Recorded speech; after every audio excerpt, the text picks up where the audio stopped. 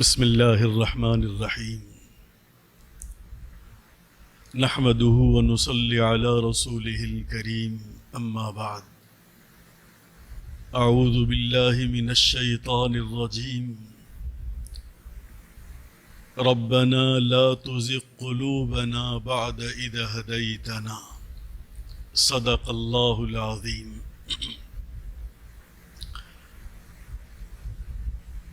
قابل احترام بزرگوں اور عزیز ساتھیوں،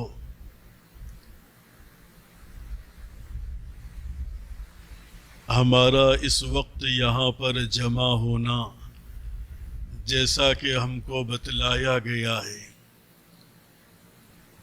مجلس تحفظ ختم نبوت کے عنوان پر، جس میں اور بھی عنوان شامل ہیں۔ انشاءاللہ شام تک وہ ایک ایک کر کے ہمارے سامنے آتے رہیں گے۔ اس وقت سب سے اہم اور بڑا مسئلہ ہم اپنے ایمان کو کس طرح سے بچائیں اور کس طرح سے فتنے رونما ہو رہے ہیں۔ بہت سے فتنے اٹھے، ہمارے آقا جناب رسول اللہ صلی اللہ علیہ وسلم نے پیشن گوئی فرمائی، اپنی زندگی میں بتلایا کہ قرب قیامت سے پہلے، قیامت سے قریب بہت سے فتنے تمہارے درمیان جنم لیں گے۔ آپ نے ایک ایک بات واضح فرمائی، کھول کھول کر بیان کیا ہے، گویا کہ آپ ان فتنوں کو اپنی آنکھوں سے دیکھ رہے تھے، جس طرح سے کوئی آدمی دوربین سے دوسری چیزوں کو، دور کی چیزوں کو دیکھتا ہے، ایسے ہی پیارے آقا جناب رسول اللہ صلی اللہ علیہ وسلم نے ہم غلاموں اور بندوں کو ان فتنوں سے آگاہ کیا ہے، توجہ دلائی ہے، متنبہ کیا ہے۔ اس وقت اس ملک کا بڑا فتنہ قادیانیت ہے، جیسا کہ آپ سنتے آ رہے ہیں، اور اس کی مختصر سی تاریخ بھی آپ نے کل مولانا سے سماعت فرمائی کہ یہ فتنہ کہاں سے جنم لیا اور کس طرح سے اس فتنے کا وجود برپا ہوا، اور کون اس فتنے کے پیچھے سازشوں کے ذریعے سے مسلمانوں کے ایمان پر ڈاکہ ڈالنے کے لیے اور بھولے بھالے مسلمانوں کو ان کے ایمان سے دور کرنے کے لیے کوشش کر رہے تھے، اور آج بھی ان کا مرکز لندن میں موجود ہے، اور وہاں سے رہبری ہوتی ہے، وہاں سے فنڈنگ کی جاتی ہے، اور وہاں سے ان کو ہدایات دی جاتی۔ ہمارا مرکز جس طرح سے مکۃ المکرمہ اور مدینۃ المنورہ ہے، یہ ہمارا اسلامی اور دینی مرکز ہے، جیسا کہ ہم جانتے ہیں۔ آپ کے اور میرے آقا جناب رسول اللہ صلی اللہ علیہ وسلم مکۃ المکرمہ میں ایک لمبی عمر آپ نے گزاری، اور اس وقت پیارے آقا مدینۃ المنورہ کے اندر آرام فرما رہے ہیں۔ یہ دونوں شہر خاص طور پر ہمارے نبی کے تھے، اور ہمارا دینی اور اسلامی مرکز آج بھی موجود ہے۔ اسی طرح سے جان لیجئے قادیانیوں کا مرکز کون سا ہے۔ ابتدا میں وہ قادیان رہا، اور آج بھی قادیان ہیں، جہاں اس مردود کی قبر موجود ہے۔ اور ہم کو یہ بھی بتلایا گیا کہ اس قادیان کا درجہ ان کے پاس مکے کی طرح سے ہے۔ قادیان کے اندر آنا ان کے یہاں ثواب اور عبادت سمجھا جاتا ہے، اور اس مردود کے قبر کو روضہ وہ لوگ کہتے ہیں، اور اس کے حواریین آج بھی وہاں جاتے ہیں۔ لیکن ان کا جو آقا ہے، ان کو جو پالنے والا بظاہر جو ہے وہ انگریز ہے، اور لندن میں ان کا مرکز آج بھی موجود ہے۔ لندن کی چرچوں کے اندر جہاں لوگ مذہبی رسوم ادا کر کے باہر نکلتے ہیں تو انہوں نے ڈبے وہاں پر رکھے ہوئے ہیں۔ کرسچن اور عیسائی عبادت کر کے ان کے اعتبار سے ان ڈبوں کے اندر پیسہ ڈالتے ہیں، وہ لوگ ان ڈبوں میں دان ڈالتے ہیں، اور وہی پیسہ دنیا میں بھیج کر قادیانیت کی تبلیغ و اشاعت کی جاتی ہے۔ ان کی تنخواہیں ادا کی جاتی ہیں۔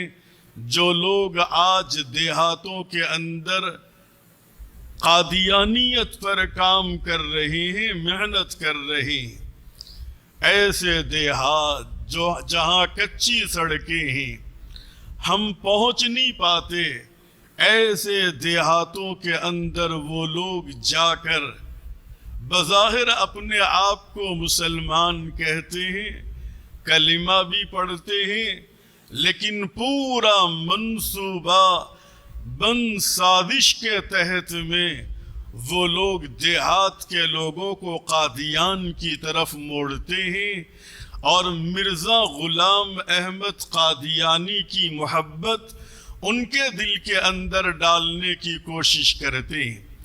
چنانچہ مفتی صاحب یہاں موجود ہیں، آپ معلوم کیجئے ہمارے شہر میں، دور کی بات نہیں ہے، ہمارے اطراف میں 15-20 کلومیٹر دور پر، 25-30 کلومیٹر دور پر ایسے قادیانی جو اسلام کے نام پر، امام کے نام پر، لوگوں کو قرآن پڑھانے کے نام پر گاؤں دیہات کے اندر لوگوں کو ہم نوا بناتے ہیں، ان کے یہاں پردہ نام کی کوئی چیز نہیں، حیا اور شرم نام کی کوئی چیز نہیں ہے، ان کے یہاں کوئی دینداری اور امانت کا پاس و لحاظ نہیں ہے۔ وہ بے محابہ گھروں میں بھی جاتے ہیں، عورتوں سے بھی بات کرتے ہیں، بے حیائی کے افعال و اعمال بھی انجام دیتے ہیں، اور ان لوگوں کو اپنا ہم نوا بنا کر لوگوں کو اپنا گرویدہ بنا لیتے ہیں۔ اس کے بعد جب آپ جاتے ہیں، آپ کو پتہ چلتا ہے کہ فلانے گاؤں میں قادیانی موجود ہے، آپ اپنے ساتھیوں کو لے کر پہنچتے ہیں اور ان کو چوکنا اور متنبہ کرتے ہیں، تو میرے بھائیوں اس وقت تک وہ لوگ گاؤں پر حاوی ہو جاتے ہیں اور گاؤں والوں کو اپنا گرویدہ بنا لیتے ہیں۔ اب آپ سچی محبت لے کر جا رہے ہیں، سچا دین لے کر جا رہے ہیں، ایمان اور اسلام کی بات ان کو بتلانا چاہتے ہیں، لیکن ان لوگوں نے وہاں پر ایسی محنت کر کے لوگوں کے درمیان رہ کے آپ کے خلاف لوگوں کو اکسایا، بھڑکایا، لوگوں کے ذہن بنائے، اور پھر اس کے بعد گاؤں والے ہمارے مخالف ہو کر کہتے ہیں آپ اب تک کہاں رہے، اب کیوں آپ لوگ آئے ہیں۔ ان بیچاروں کو ایمان کی کیا قدر ہے، ان بیچاروں کو آخرت کا استحضار کیا ہے، ان لوگوں کو نبی رحمت کا احسان کیا معلوم ہے۔ وہ لوگ تو بس ان لوگوں کی چکنی چپٹی باتوں پر وہ متاثر ہو کر وہ سچے دین سے محروم ہوتے چلے جا رہے ہیں۔ میرے دوستوں اور بھائیوں، اللہ کا شکر بجا لاتے رہنا چاہیے۔ اللہ نے مجھ کو اور آپ کو جو ایمان اور دین عطا کیا ہے، یہ بہت بڑی دولت ہے، بہت بڑی دولت ہے۔ اس سے بڑی دولت کائنات میں کوئی دوسری موجود نہیں ہے۔ اسی لیے میں نے ابتدا میں قرآن پاک کے وہ جملے پڑھے، اتفاق سے وہ آیت پیچھے لگی ہوئی ہے۔ ہر وقت ہم کو اللہ سے ڈرتے رہنا اور دعا مانگتے رہنا چاہیے۔ ربنا لا تزغ قلوبنا بعد اذ ہدیتنا، اے ہمارے رب، ہم کو ہدایت دینے کے بعد گمراہی کی طرف ہم کو مت پھیرنا۔ ہم ماں کے پیٹ سے مسلمان پیدا ہوئے اور پھر آگے بڑھ کر جوان ہو کر لا علمی اور کم علمی کی وجہ سے ہم گمراہ فتنوں کا شکار بن گئے۔ ہم گمراہ لوگوں کے دام فریب میں آ گئے اور اپنے ایمان کو بیچ دیا، اپنے ایمان کو ختم کر دیا اور فتنوں کا ہم شکار بن گئے۔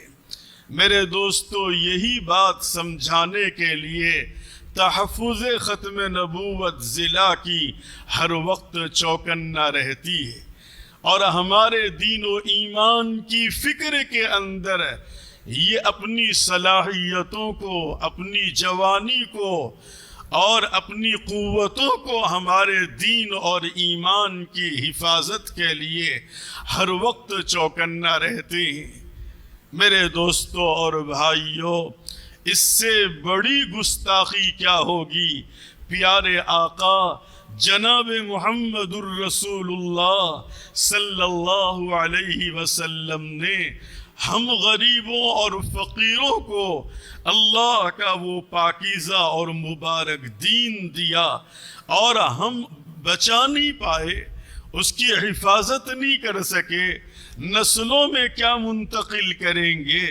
اپنے بچوں کی ہم کیا حفاظت کریں گے؟ ہمارے دور میں ہم اتنی بڑی تعداد میں ہوتے ہوئے ہمارے علاقے کے اندر اور اتنے قریب فاصلے پر ایسے دجال، مکار اور کذاب رہتے ہوں، اور وہ ہمارے بھائیوں کا ایمان چراتے ہوں اور ہمارے بھائیوں کے ایمان پر ڈاکہ ڈالتے ہوں۔ غلام احمد قادیانی کے بارے میں آپ نے رات بھی مولانا سے تفصیل کے ساتھ میں سنا ہے۔ ایسا وقت اور ایسا دور جب لوگ اس ملک کو آزاد کرانے میں مصروف رہے، اور ملک کی آزادی کے لیے ہمارے آباء و اجداد، ہمارے اسلاف نے، بزرگوں نے اپنا سب کچھ قربان کر کے اس ملک سے انگریزوں کو نکالنے کی تدبیریں کر رہے تھے، اس ملک سے گوروں کو پاک اور صاف کرنے کی تدبیریں کر رہے تھے۔ کیوں اس ملک کے اندر انگریزوں نے اپنا تسلط قائم کیا تھا، اور ان کا سیدھا سادہ نشان ہمارے مذہب اور دین کے اوپر تھا۔ میرے دوستو، جو لوگ اس ملک میں پہلے رہتے تھے وہ پہلے بھی غلام تھے، اب بھی غلام ہیں، لیکن مسلمان جنہوں نے اس ملک پر قریباً 700 سال سے زیادہ راج کیا ہے اور اس ملک کے اوپر حکمرانی کی ہے، اور پھر انگریز تجارت کے بہانے سے اس ملک کے اوپر حاوی ہو گیا اور اس ملک کے اندر اپنی جڑوں کو مضبوط کر چکا تھا، اور پھر مسلمانوں کا اقتدار ختم ہو گیا، مسلمانوں کی بادشاہت ختم ہو گئی، اور پھر اس ملک کے عوام کو انگریزوں نے اپنا غلام بنا لیا تھا، اس ملک کے عوام کو انگریزوں نے اپنے دام فریب میں مبتلا کر لیا تھا۔ مسلمان ہی ایک ایسی زندہ قوم تھی اور مسلمانوں کے پاس ہی ایک ایسی زندہ کتاب تھی، مسلمانوں کے پاس ہی ایک ایسے نبی تھے جن کی ایک ایک بات کے اندر سورج سے زیادہ روشنی، جن کی ایک ایک بات کے اندر قوموں کا عروج و زوال موجود تھا، وہ پیارے نبی جن کی ایک ایک بات کے اندر انسانیت جانور پن سے نکل کر انسانوں کو بلندی اور چوٹی کے اوپر پہنچایا جا سکتا تھا، وہ پیارے نبی جن کی باتوں کے اندر قوموں کی ہدایت اللہ نے رکھی تھی، تو انہوں نے منصوبہ بنایا کہ اس ملک کے مسلمانوں کو کیسے توڑا جائے، اس ملک کے اندر کیسے انتشار پیدا کیا جائے، اس ملک کے اندر کیسے آپس کے اندر لڑایا جائے۔ چنانچہ ان لوگوں نے ایک نقلی نبی کو کھڑا کیا، ایک نقلی اور ڈپلیکیٹ کو، جس کے بہت سی باتیں سننے کے قابل بھی نہیں ہیں، لیکن علم تھا، اس کے اندر کچھ علم تھا۔ ہمارے اسلاف نے، بزرگوں نے فرمایا، حضرت گنگوہی رحمت اللہ علیہ نے، یہ نوجوان صالح ہے، اگر اس کو شیخ صحیح نہ ملے، رہبر صحیح نہ ملے، یہ کسی کا اتباع نہ کرے تو گمراہ ہونے کا اندیشہ ہے۔ حضرت گنگوہی نے مرزا غلام احمد کے بارے میں بہت پہلے ہی یہ بتلا دیا تھا، اسی لیے کہا جاتا ہے مسلمانوں بے مہار زندگی مت گزارو، آزاد زندگی مت گزارو، دین کے معاملے میں کسی کا دامن تھام لو، اور ایسے سچے کا دامن جو تمہارے دین کی حفاظت کرے، تمہارے عمل کے اوپر نظر رکھے اور تمہارے ایمان کی وہ حفاظت کرے، ایسے عالم دین سے وابستہ رہو، ایسے قوم کے رہبر سے وابستہ رہو۔ اور قسم خدائے پاک کی کھا کر کہتا ہوں، اس وقت کے اندر آپ کا اور میرا ہمدرد اگر کوئی زمین پر ہے تو یہ عالم دین ہے، یہ دین کے خدمت گزار ہیں۔ ان کو کیا ضرورت پڑی کہ یہ اپنا چین اور سکون چھوڑ کر یہ آپ کو بار بار متنبہ کریں، چوکنا کریں، آگاہ کریں، آپ کو خواب غفلت سے بیدار کریں، آپ کو ان فتنوں سے آگاہ کریں، ان گمراہ فرقوں سے آپ کو آگاہ کریں۔ کیا ضرورت پڑی میرے دوستو؟ کبھی ہم نے غور کیا ہمارے بال بچوں کی طرح، ہمارے خاندان کی طرح، ہمارے کاروبار کی طرح کیا علماء کی اولاد نہیں، ان کا خاندان نہیں، ان کے ماں باپ نہیں، ان کی رات اور دن کا سکون نہیں ہے؟ یہ سب قربان کر کے یہ ہم کو کیوں جمع کرتے ہیں، بار بار متنبہ کیوں کرتے ہیں؟ یہ ہزار باتیں سن کر، آپ کی کڑوی کسیلی باتیں سن کر یہ آپ سے پھر بھی محبت کرتے ہیں۔ میں کہتا ہوں روئے زمین پر اس وقت اگر ہمارے دین و ایمان کی حفاظت کرنے والا کوئی گروہ موجود ہے تو اس میں سب سے پہلا نام آئے گا علماء دیوبند کا نام آئے گا، ان اللہ والوں کا، اہل اللہ کا نام آئے گا، ان علماء کرام کا نام آئے گا جو ہمارے لیے فکر مند رہتے ہیں اور فتنوں سے آگاہ کرتے ہیں۔ دیکھو یہ غلط راستے سے گھس رہا ہے، یہ غلط راستے سے تمہارے دین پر ڈاکہ ڈال رہا ہے، کوئی محبت کے نام پر آ رہا ہے، کوئی مدد اور نصرت کے نام پر آ رہا ہے، کوئی ہمدردی کے دروازے سے آ رہا ہے، اور تمہارے ایمان پر اس کی نظر اور اس کو چرانا ان کا مقصد ہے، تو اس میں فتنہ قادیانیت اور ایسے ہی بہت سے فتنے انشاءاللہ اگلے وقت کے اندر آپ کے درمیان آئیں گے۔ یہ قادیانی فتنہ جو رسول اللہ صلی اللہ علیہ وسلم کی تاج ختم نبوت کے اوپر حملہ ہے، اور آپ ہم پیارے نبی کی ختم نبوت کے پہرے دار ہیں، چوکیدار ہیں اور غلام ہیں اس پیارے نبی کے، ان کی تاج ختم نبوت کے ہم چوکیدار ہیں۔ یہ مجمع کوئی معمولی مجمع نہیں ہے، یہ ہمارا آنا کوئی معمولی بیٹھنا نہیں ہے، بہت بڑا اجر و ثواب اللہ نے اس پر رکھا ہے۔ آپ نے سنا ہوگا ہمارے بزرگوں میں حضرت شاہ عطا اللہ بخاری رحمت اللہ علیہ، جنہوں نے ساری زندگی قربان کی اور آخری سانس تک مرزا کے پیچھے اور اس کو ہر جگہ اس کا مقابلہ کیا کرتے تھے، حضرت عطا اللہ شاہ بخاری رحمت اللہ علیہ کا انتقال ہوا۔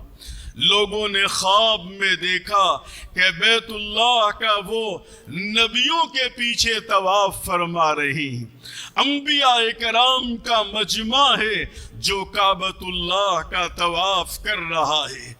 حضرت شاہ عطا اللہ بخاری رحمت اللہ علیہ نبیوں کی جماعت کے پیچھے وہ بھی طواف فرما رہے ہیں۔ پوچھا گیا یہ مرتبہ آپ کو کیسے نصیب ہوا، کیسے آپ کو یہ بلند و بالا درجہ ملا ہے؟ شاہ صاحب نے فرمایا کہ میں نے زندگی کے لمحات کو اللہ کے پیارے نبی تاجدار دو عالم محمد الرسول اللہ صلی اللہ علیہ وسلم کی ختم نبوت کے لیے میں نے اپنی زندگی کو لگا دیا تھا، اور آخری لمحات تک میں نے پیارے آقا کے دشمن کا میں نے مقابلہ کیا تھا۔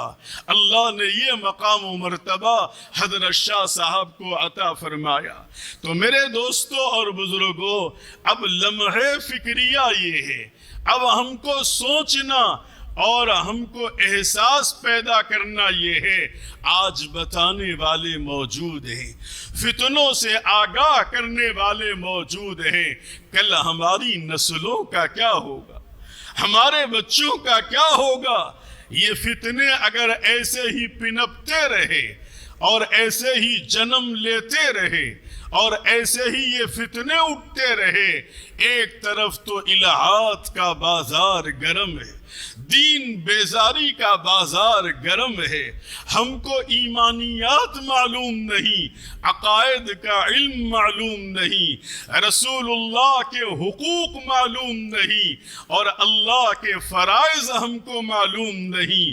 ایسے دور میں، ایسے وقت میں ہم اپنے ایمان کو کیسے بچا پائیں گے؟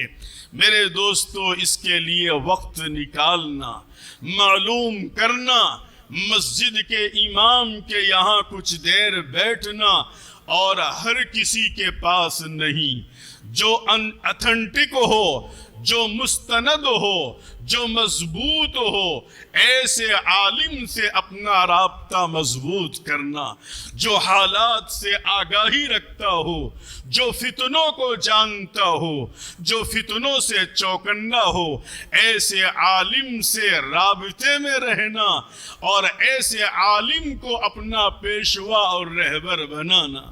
مرزا غلام احمد قادیانی، جیسا کہ مولانا نے آپ کو رات میں بتلایا، پنجاب کا ایک ضلع گرداسپور، اور اس ضلع کے اندر ایک چھوٹا سا گاؤں قادیان، جہاں وہ غلام احمد رہا کرتا تھا۔ ابتدا میں اس کی سرکاری ملازمت تھی، اور پھر اس کے اندر کچھ علم، میں نے کہا وہ عیسائیوں سے مناظرہ کرتا تھا، عیسائیوں سے وہ اسلام کی حقانیت پر بات کیا کرتا تھا۔ انگریزوں نے دیکھا اس کی کمزوری کہاں ہے، یہ کیسے ہمارے دام فریب میں آ سکتا ہے۔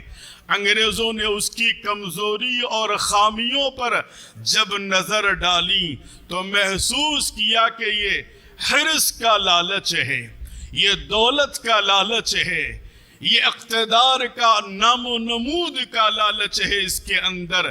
تو انگریزوں نے اس کے باپ کو کئی گاؤں لکھ کر دے دیے کہ اتنے علاقے کے تم ذمہ دار ہو اور اتنے علاقے کا ہم نے تم کو بڑا بنایا۔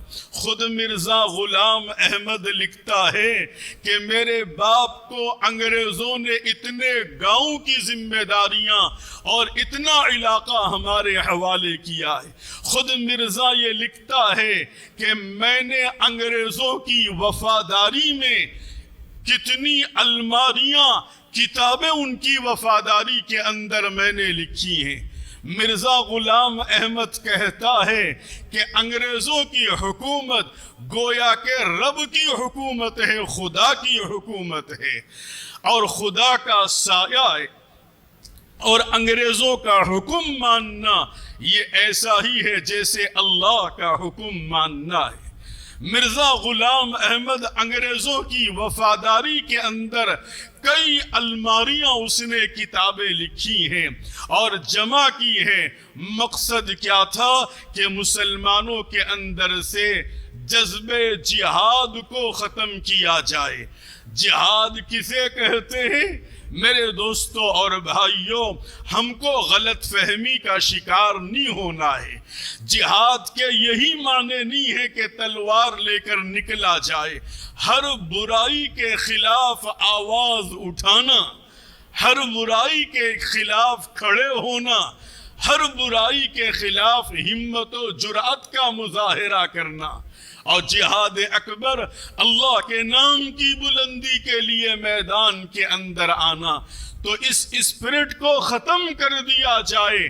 چنانچہ اس کی تعلیمات کا نچوڑ اور خلاصہ یہ کہ اب جہاد منسوخ ہو چکا ہے، اب کسی کے ساتھ قتال نہیں ہوگا، مسلمان انگریزوں کی مخالفت نہیں کریں گے، مسلمان انگریزوں کے فرما بردار رہیں گے، مسلمان انگریزوں کی بات مان کر اس ملک میں رہیں گے، مسلمان انگریزوں کے سامنے اپنے سر جھکا کر رہیں گے۔ اس کی تعلیمات کا خلاصہ یہ تھا کہ انگریزوں کی سرکار کو اور حکومت کو تقویت پہنچانا، قوت پہنچانا، استحکام پہنچانا، دوام پہنچانا، اور اس کے لیے دلائل قرآن سے پیش کرنا، اس کے لیے اپنے مطلب کے مطابق آیتوں کو پیش کرنا، اپنے مطلب کے مطابق احادیث کو پیش کرنا۔ اسلاف، صحابہ، اولیاء، مفسرین، محدثین کے جتنے تفاسیر ہیں اور جتنی ان کی باتیں ہیں، ان سب کو بازو رکھ کر اپنے من کی بات اس میں شامل کرنا اور انگریزوں کو تقویت پہنچانا اور ان کے اندر استحکام پہنچانا، اس کے لیے مسلمانوں کو انگریزوں کا غلام بنانا۔ دینی اعتبار سے اس کو کھڑا کیا گیا۔ چنانچہ میرے دوستوں اور بھائیوں، رات آپ نے مولانا سے وہ بنیادی باتیں ہم نے سنی ہیں۔ قادیان کے اندر مرزا غلام احمد جمعہ کے لیے ممبر کے اوپر کھڑا ہوتا ہے، اور جب ممبر سے کھڑا ہو کر خطبہ دیتا ہے تو اس کی مسجد کے اندر ایک سچا مسلمان ہے اور ایک اس کا ماننے والا۔ آپس کے اندر جب بحث ہونے لگی اور مسلمان نے کہا یہ تو جھوٹا، مردود اور لعنتی، اور اس نے تو نبوت کا دعویٰ کیا ہے، تو قادیانی مسلمانوں سے لڑ بھڑنے لگتا ہے۔ بحث جڑ پکڑتی ہے، زور پکڑتی ہے، آواز بلند ہوتی ہے، تو یہ مردود منبر کے اوپر کھڑے ہو کر کون سی آیت پڑھ رہا ہے؟ جو آیت میرے اور آپ کے آقا کی شان میں اللہ نے آسمان سے اتاری تھی۔ پیارے آقا جناب رسول اللہ تشریف فرما تھے اور آپ کے دو محبوب ترین صحابہ سیدنا ابو بکر و عمر آپ کے سامنے بیٹھے ہوئے گفتگو فرما رہے تھے۔ تھوڑی سی آواز بلند ہوئی، تھوڑی سی آواز بلند ہوئی تو پروردگار عالم نے نبی کا ادب غلاموں کو سکھایا، دراصل ہم فقیروں کو بتلایا اور قیامت تک آنے والوں کو بتلایا کہ پیغمبر اسلام تاجدار بطحا سید الابرار محمد الرسول اللہ صلی اللہ علیہ وسلم کا درجہ اور مقام و مرتبہ آسمانوں پر کتنا ہے۔ جبرائیل امین تشریف لے آئے اور نبی کو آیت پاک بتلائی، یا ایھا الذین آمنوا لا ترفعوا اصواتکم فوق صوت النبی ولا تجہروا له بالقول کجہر بعضکم لبعض ان تحبط اعمالکم وانتم لا تشعرون۔ جبرائیل امین اللہ کا پیغام لے آئے اور رب نے فرمایا، اے ایمان والو، اے مسلمانوں، نبی کے سامنے اپنی آواز اونچی مت کرو۔ نبی کے سامنے اپنی آواز اونچی کرو گے، یہ نبی کی بے ادبی ہے۔ اللہ فرما رہے ہیں کہ تم نے اگر نبی کے سامنے اپنی آواز بھی اونچی کی تو وہ تمہارے زندگی کے اعمال، وہ نیک کام جو اللہ کو راضی کرنے کے لیے تم نے کیے تھے، وہ سارے حبط کر دیے جائیں گے، ختم کر دیے جائیں گے۔ تم کو پتہ بھی نہیں چلے گا، شعور بھی نہیں ہوگا۔ تمہاری زندگی کا وہ سرمایہ، تمہارے نیک اعمال کی وہ پونجی صرف اتنی بات کے اوپر نبی کے سامنے تم اپنی آواز اونچی کرو گے تو تمہاری زندگی کا وہ سرمایہ اور پونچی کمایا ہوا وہ نیکیوں کا ذخیرہ وہ حبط کر دیا جائے گا اور ختم کر دیا جائے گا۔ یہ مقام و مرتبہ اللہ نے پیارے آقا جناب رسول اللہ صلی اللہ علیہ وسلم کا بیان فرمایا۔ یہ مردود، یہ قادیانی اور یہ لعنتی اور کذاب منبر کے اوپر کھڑے ہو کر اس آیت کو پڑھ رہا ہے اور کہہ رہا ہے، یا ایھا الذین آمنوا لا ترفعوا اصواتکم فوق صوت النبی ولا تجہروا له بالقول کجہر بعضکم لبعض ان تحبط اعمالکم وانتم لا تشعرون۔ آپ بتاؤ، یہ آیت پیارے آقا جناب رسول اللہ صلی اللہ علیہ وسلم کی شان میں اللہ رب العزت نے آسمان سے جبرائیل کو بھیج کر ہم مسلمانوں کی بندوں کی رہبری فرمائی اور اس آیت کو اس نے اپنے اوپر فٹ کر لیا اور اپنے اوپر لاگو کر لیا اور یہ کہہ رہا ہے تمہارے سامنے نبی کھڑا ہے اور تم لوگ آپس کے اندر لڑ بھڑ رہے ہو، بحث و تکرار کر رہے ہو، اپنی آواز تم اونچی کر رہے ہو۔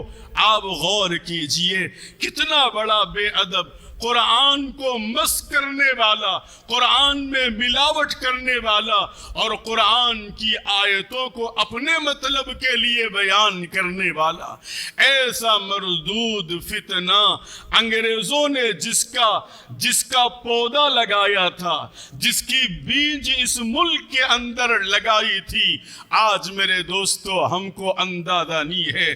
ہر اعتبار سے اس کا تعاون، اس کی مدد اور اس کے لیے راستے ہموار کیے جا رہے ہیں مغربی ممالک کی طرف سے۔ چنانچہ آج یہ فتنہ کئی ملکوں کے اندر پہنچ چکا ہے اور کئی ملکوں کے اندر اس کے مکار اور دجال قادیانی کام کر رہے ہیں، مسلمانوں کا لیبل لگا کر کام کر رہے ہیں، اور ہم کو اس کا اندازہ بھی نہیں ہے۔ ابھی کچھ سال پہلے امریکہ میں دوسری حکومت تھی، ٹرمپ کے سامنے یہ قادیانی گروہ جاتا ہے اور جا کر کہتا ہے کہ ہمارے خلاف پوری دنیا کے اندر ورغلایا جا رہا ہے اور ہم کو حفاظت دی جائے، ہماری سیفٹی کے لیے انتظام کیا جائے، اور ہمارے لیے ملک میں دنیا میں فرمان جاری کیا جائے۔ وہ ٹرمپ کے پاس جا کر مسلمانوں کی شکایت کرتا ہے اور کہتا ہے کہ یہ مسلمان ہم کو کام کرنے نہیں دے رہے ہیں، یہ مسلمان ہمارے لیے روڑا اٹکائے ہوئے ہیں۔ یہ اپنے آقاؤں کے پاس جا کر ہماری اور پوری مسلم قوم کی شکایت کرتا ہے۔ میرے دوستو، ہم کو پتہ ہی نہیں ہمارے ہمدرد کون ہیں اور ہمارے لٹیرے کون ہیں۔ مرزا غلام احمد قادیانی کا مقابلہ اللہ ان بزرگوں کے قبروں کو نور سے منور فرمائے، ان کے درجات کو بلند فرمائے، ان کو مقام اعلیٰ عطا فرمائے۔ زندگی کے آخری لمحے تک انہوں نے قربانیاں دی۔ حضرت شاہ صاحب عطا اللہ بخاری، علامہ انور شاہ کشمیری، مولانا یوسف بن نوری، مولانا منظور چنیوٹی، کیسی کیسی قربانیاں ان بزرگوں نے زندگی کے آخری لمحات تک دیتے رہے۔ میرے دوستو، یہی شاہ صاحب خواب کے اندر بھی، جیسا کہ آپ نے سنا ہوگا، وہ آ کر کہتا ہے، مردود یہ کہتا ہے، مولانا آپ میرے پیچھے کیوں پڑے ہوئے ہیں؟ مجھ کو تو اللہ نے نبی بنا کر بھیجا ہے، اب ذلی نبی، بروزی نبی، سایہ اس نبی کا، جیسا کہ آپ نے رات سنا ہے۔ بہرحال اس نے یہ کہا کہ مجھ کو اللہ نے پیغمبر بنا کر اور نبی بنا کر دنیا میں بھیجا، اور جہاں میں جاتا ہوں آپ پیچھے آ جاتے ہیں، میرا مقابلہ کرتے ہیں اور لوگوں کو میرے خلاف آپ بتلاتے ہیں۔ حضرت عطا اللہ شاہ بخاری رحمت اللہ علیہ نے کہا کہ اے مردود، تو کب سے نبی بنایا گیا ہے؟ تو اس نے قرآن کی آیت پڑھی جس میں یہ بتلایا گیا، من بعد اسمہ احمد۔ حضرت عیسیٰ علیہ السلام نے اپنی امت کو، اپنی قوم کو یہ بشارت دی تھی کہ لوگوں میرے بعد ایک نبی آئیں گے جن کا نام احمد ہوگا۔ اس نے قرآن کی یہ آیت پیش، اس طرح سے یہ اپنے مطلب پر فٹ کر لیا کرتا، حالانکہ پیارے آقا جناب رسول اللہ صلی اللہ علیہ وسلم کا نام محمد بھی تھا، احمد بھی تھا، حامد بھی تھا، محمود بھی تھا، مدثر بھی تھا، مزمل بھی تھا، طہ اور یاسین بھی تھا۔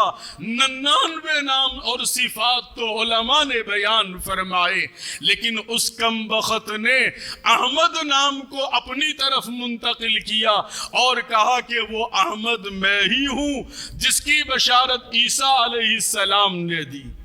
حضرت عطا اللہ شاہ بخاری نے فرمایا، اے مردود، تیرا نام تو غلام احمد ہے، اور وہاں صرف احمد کا ذکر ہوا، اور وہ احمد صلی اللہ علیہ وسلم، وہ محمد صلی اللہ علیہ وسلم کی ذات گرامی، ایک نام کو ماں جان نے رکھا اور ایک نام آپ کے دادا نے رکھا۔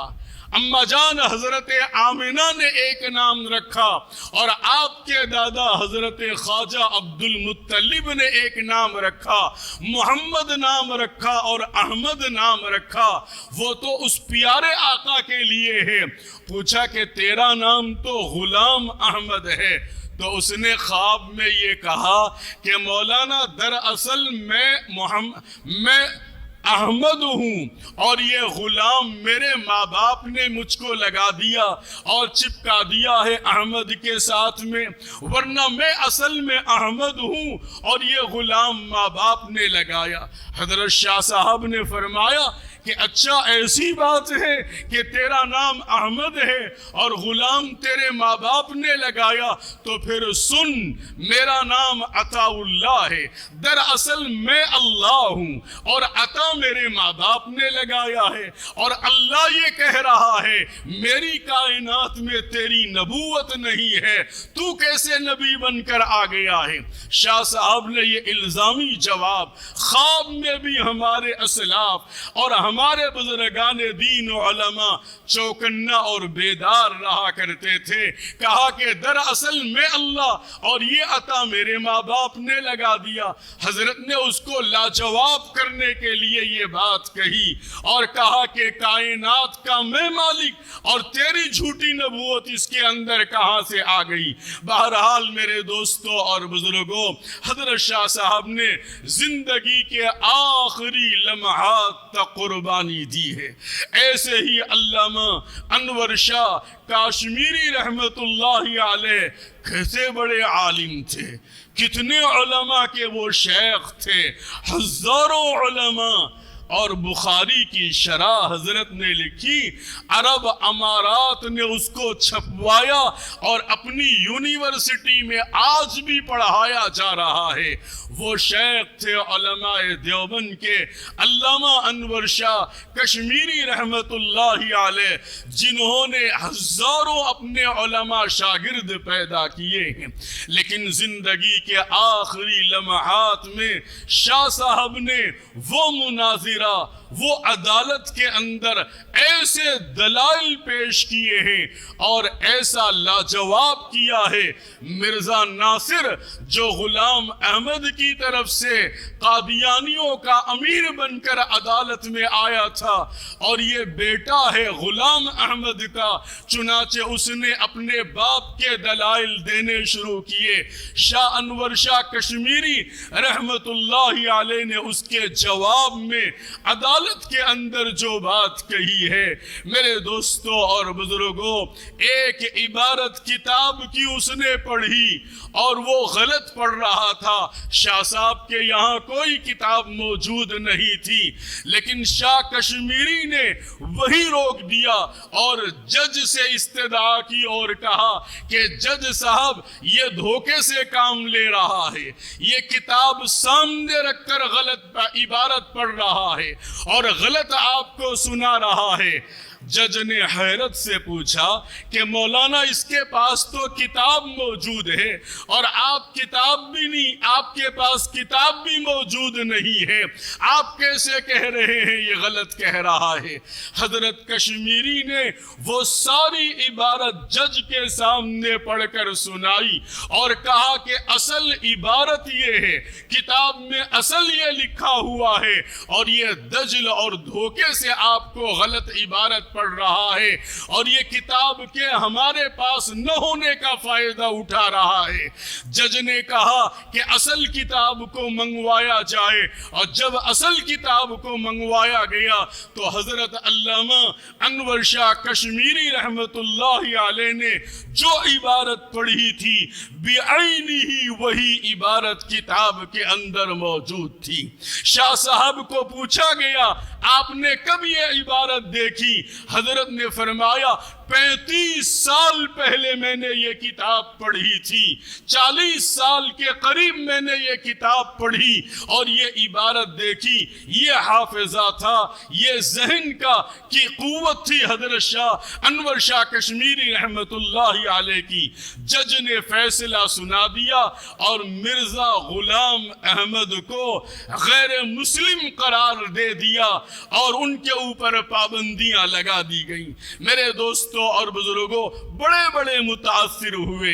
علامہ اقبال جن کو ہم جانتے ہیں، پورا ملک جانتا ہے، وہ بھی متاثر تھے اور جب انہوں نے رابطہ کیا، حضرت کشمیری کے بیانات سنے اور کتابیں پڑھی تو اقبال متنبہ ہو گئے، چوکنا ہو گئے۔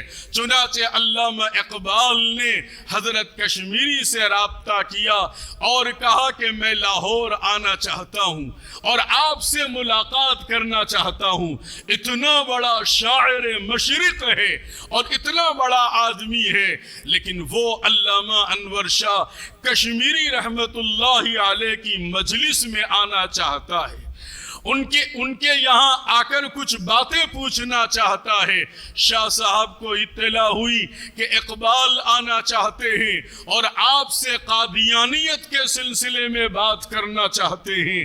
حضرت کشمیری نے کہلوایا اقبال سے کہو کہ جب وہ نکلے پنجاب کے علاقے سے تو کلمہ پڑھ کے نکلے، سفر کرنے سے پہلے کلمہ پڑھ لے اور پھر یہاں آ کر مجھ سے ملاقات کر لے۔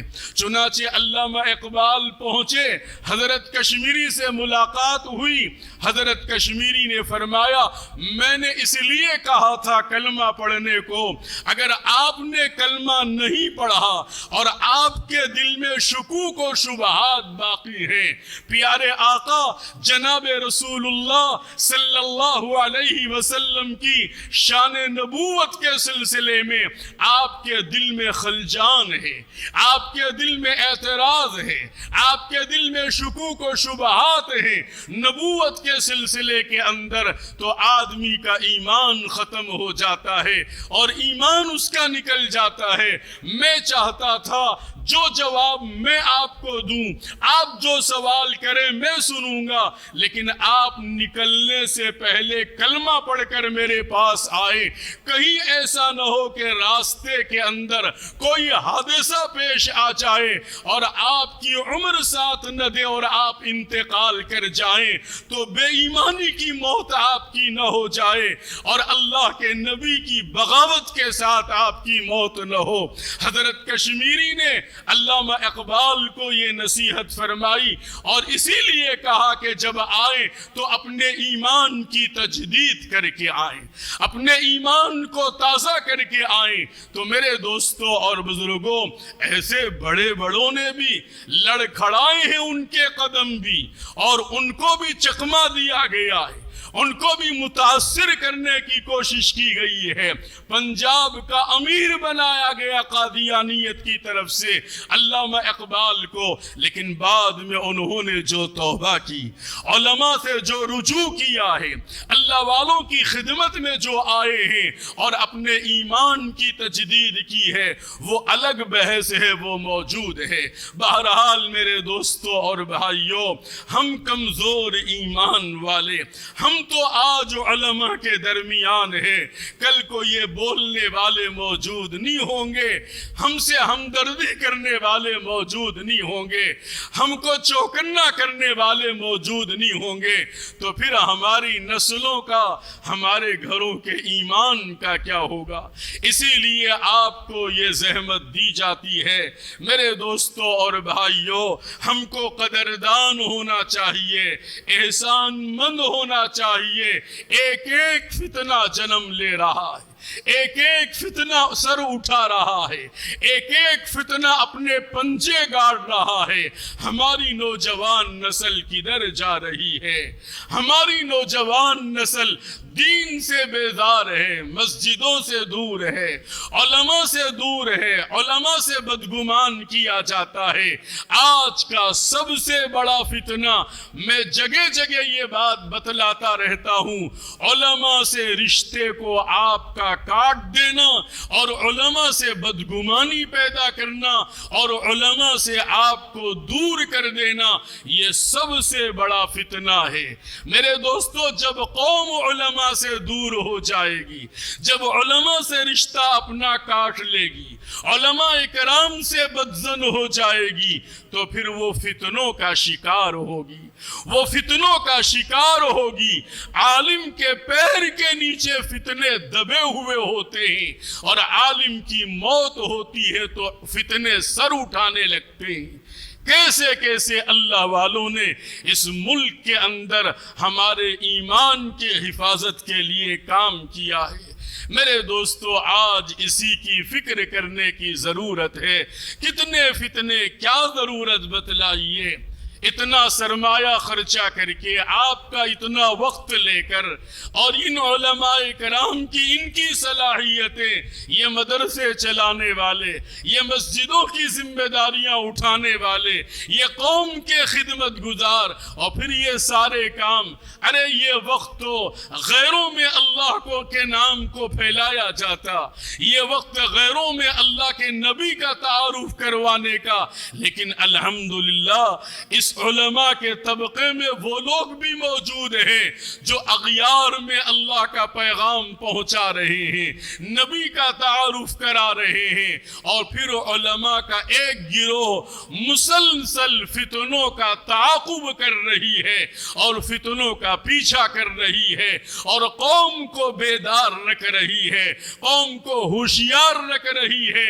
خواب غفلت سے اٹھایا جا رہا ہے، اب سونے کا وقت ختم ہو چکا، غفلت کی نیند سے بیدار ہونے کا وقت ہے۔ صبح ایک فتنہ اٹھتا ہے، دوپہر ایک فتنہ اٹھتا ہے، شام کو ایک نیا فتنہ اٹھتا ہے۔ ہر کوئی دین کا مبلغ بنا ہوا، ہر کوئی دین کو اپنے اعتبار سے سمجھانے والا، ہر کوئی دین میں تعویلات پیدا کرنے والا۔ میرے دوستو، حیرت ہوتی ہے، تعجب ہوتا ہے، پڑھا لکھا طبقہ ہے، دنیا کی بڑی ڈگریاں انہوں نے حاصل کی ہے، گولڈ میڈلسٹ ہیں، لیکن دین کے معاملے میں صفر نظر آتے ہیں۔ ارے آپ نے اتنی کتابیں پڑھی، اتنی ڈگریاں لی، قوم نے آپ کو گولڈ میڈلسٹ کا تمغہ آپ کو دیا ہے، لیکن دین کے معاملے میں ایسے اندھے کیوں ہو؟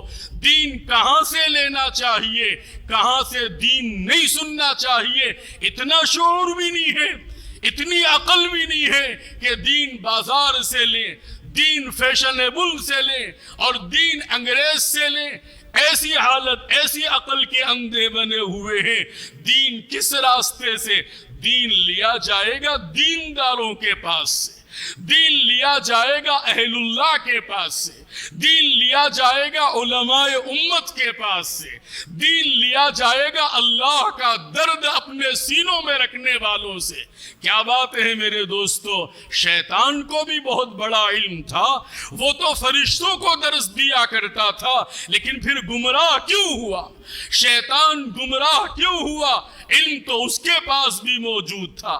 اب نیٹ میں بیٹھ کر انجینئر کا فتنہ الگ سے برپا ہے، غامدی، جاوید غامدی کا فتنہ الگ سے ہے، بالکل کلین شو ہے، وہ حدیثیں سنا رہا ہے اور مجمع اس کے سامنے بیٹھا، حیرت ہوتی ہے، تعجب ہوتا ہے، پڑھا لکھا طبقہ ہے، یہ کیا ہے میرے دوستو؟ ختم اللہ علی قلوبہم وعلی سمعہم وعلی ابصارہم غشاوہ۔